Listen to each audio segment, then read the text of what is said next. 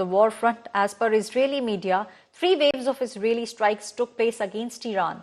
Citing the United States and Israeli officials, they said the first wave focused on Iranian air defense system. The second and the third wave focused on missile and drone bases and production sites. Now, these are the production sites where arms and ammunition are being produced. Precision strikes have taken place from the Israeli side.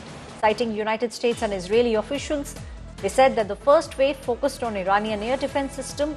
The second and the third wave focused on missile and drone bases and the production sites. This is the latest attack that has come in from the Israeli side. Gaurav, as you were also pointing out towards the fact that now we are seeing waves of attacks taking place, and the idea is to cripple the economy so that Iran is not able to strike back. And there's a focus also because now we are seeing precision strikes being done by Israel.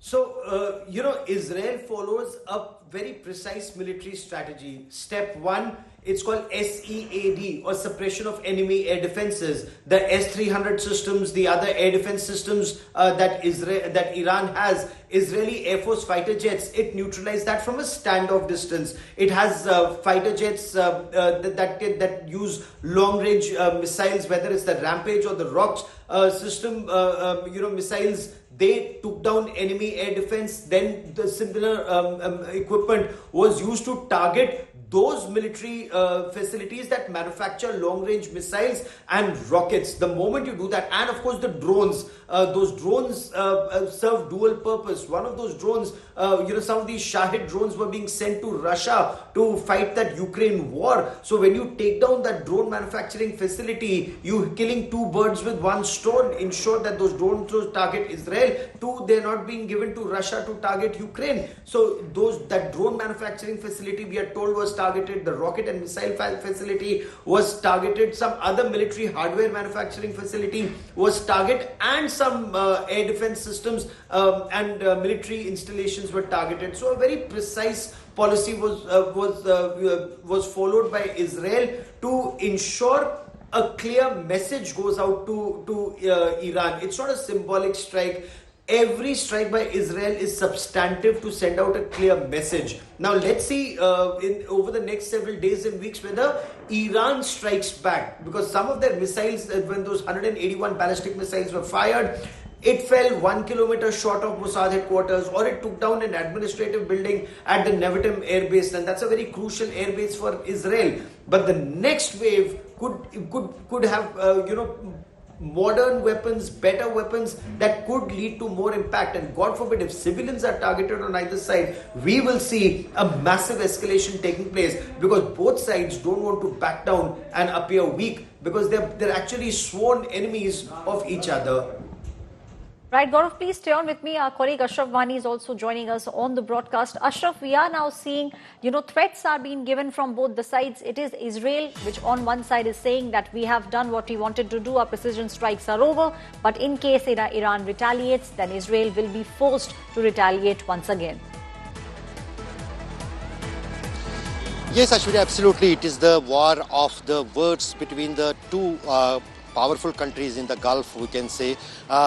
Actually, all now depends on the US. US has already assured that Israel will not target the nuclear and the oil reserves of the Iran.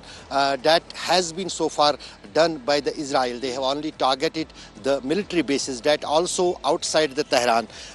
3 bases what are confirmed by the Iran are Ilam, and they are that is around the Tehran, and then Khuzestan, and that is also on the other side of the Tehran. Though so nearby Tehran, not Tehran has been directly targeted by the Israeli warplanes. So far there are not yet clarities that what kind of damage these aerial strikes has created inside the Iran. We are just waiting for the confirmations from the Iran. But one thing has been cleared so far, that number one, Israel has said that they have completed their attack on the Iran. Number two, that so far there is not any kind of aggressive statement which has come from the Iran. It indicates that it was a compulsion for the Israel, who is already encircled by the Hamas Hezbollah and Houthis to show to their people in the Israel that they have taken the revenge of the October 1 ballistic missile strikes of Iran, and also it was a kind of a face-saving before elections for the US that Israel has completed its attacks on the Iran. But so far it seems that it is still a symbolic strike carried out by the Israel. They have not directly targeted any nuclear site. They have not targeted any IRG headquarters or Iranian army intelligence headquarters or the Khomeini headquarters. That clearly indicates that the Israel, as it is aware, knows that if it will directly target any major site of the Iran is going to respond very aggressively, and that was clearly indicated by the Supreme Leader of Iran himself, as well as by the Foreign Minister of the Iran in different platforms, including in the UN. Israel is clear that, and they are fighting war for last more than a year now.